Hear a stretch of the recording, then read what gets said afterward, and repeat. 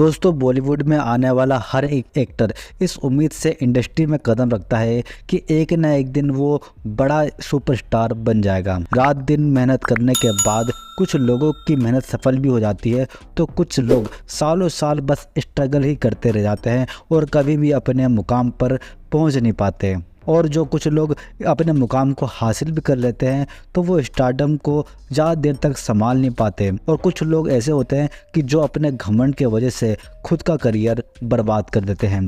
बॉलीवुड का एक स्टार जिसके लिए कहा जाता था कि वो राजेश खन्ना और अमिताभ बच्चन को भी पछाड़ देगा, लेकिन शांत स्वभाव का दिखने वाला ये एक्टर, इसमें इतना ज़्यादा घमंड था कि इसने अपने घमंड के वजह से ही अपना करियर बर्बाद कर दिया। दोस्तों बॉलीवुड का वो एक्टर जो अपनी ऑफ बीट फिल्मों के लिए स्टार रहा, अपने शांत और सहज एक्टिंग से लोगों का मन जीतने वाला, उनके बोलने का स्टाइल, कॉमेडी करने का ढंग, इमोशनल करने का स्टाइल ऐसा था कि ऑडियंस की आंखों में आंसू आ जाते थे। अपने इसी प्यारे से स्टाइल के कारण उन्हें सिचुएशनल कॉमेडी किंग भी कहा जाता था। तो दोस्तों क्या आप समझ गए कि मैं किस एक्टर की बात कर रहा हूँ? और अगर आप नहीं समझे हैं तो चलिए मैं आपको बताता हूँ कि वो स्टार कौन है जिसने कि अमिताभ बच्चन और राजेश खन्ना जैसे सुपरस्टार को भी टक्कर दे सकता था। दोस्तों बॉलीवुड में कई ऐसे स्टार हैं जो अब खो गए हैं, जिन्होंने कभी अपने एक्टिंग से लोगों को अपना दीवाना बनाया था। हालांकि वक्त के रफ्तार में उनका करियर काफ़ी ज़्यादा बदल गया है।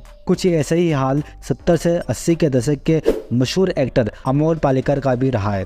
बहुत शांत दिखाई देने वाला ये स्टार अंदर से बहुत ज़्यादा घमंडी था।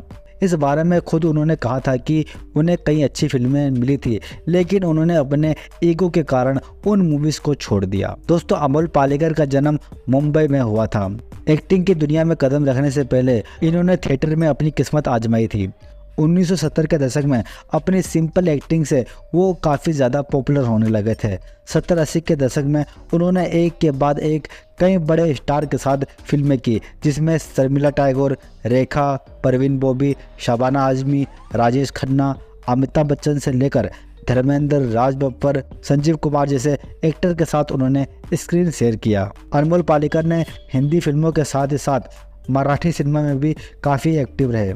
हालांकि दोस्तों फिर एक वक्त ऐसा भी आया जब उन्हें फिल्में कम मिलने लगी थी और धीरे धीरे उनकी एक्टिंग से दूरियां बढ़ने लगी थी। अपनी फिल्मी करियर की जर्नी को लेकर अनमोल ने बताया था कि ऐसा नहीं था कि वो फिल्में करना नहीं चाहते थे, लेकिन वो किसी से फिल्म मांगना नहीं चाहते थे। उन्होंने बताया था कि एक बार डायरेक्टर बासु चटर्जी ने उन्हें फिल्में ऑफर की थी जो राजसी बैनर के तले बन रही थी। हालांकि उन्होंने ये कहते हुए उस मूवी को करने से इनकार कर दिया था कि वो किसी फिल्म के प्रोड्यूसर से मिलने के लिए कतार में खड़े होकर नहीं जाना चाहते। अनमोल की बातें सुनकर उस समय के मशहूर डायरेक्टर बासु चटर्जी काफ़ी हैरान हो गए थे और उन्होंने अनमोल से कहा था कि आपने अभी अपना करियर शुरू भी नहीं किया है और आपको इतना ज़्यादा घमंड हो गया है। ये सुनकर अमोल ने कहा कि मैं ऐसा ही हूँ।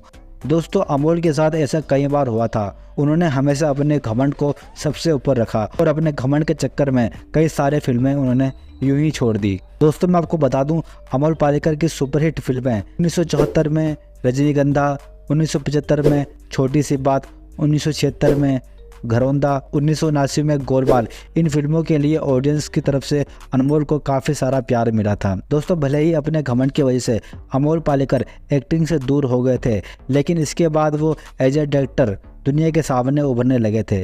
एक डायरेक्टर के रूप में उन्होंने कई फिल्मों को डायरेक्ट किया और साथ ही कुछ सीरियल को भी उन्होंने डायरेक्ट किया था। अनमोल ने साल 1981 में मराठी मूवी आखिरी से डायरेक्शन में कदम रखा था। उनकी लास्ट डायरेक्टेड फिल्म पहली थी, जिसमें कि शाहरुख खान, रानी मुखर्जी और अमिताभ बच्चन जैसे बड़े बड़े एक्टर शामिल थे। हालांकि दोस्तों वो मूवी बॉक्स ऑफिस पर फ्लॉप हो गई थी, पर जब ये मूवी टीवी पे टेलीकास्ट हुई तो ऑडियंस को ये मूवी काफ़ी ज़्यादा पसंद आई। तो दोस्तों कैसा लगा आपको आज का ये वीडियो? तो दोस्तों अगर आपको वीडियो अच्छा लगा तो प्लीज़ वीडियो को लाइक करें और इसी प्रकार की इन्फॉर्मेटिव वीडियो को देखने के लिए चैनल को सब्सक्राइब कीजिए।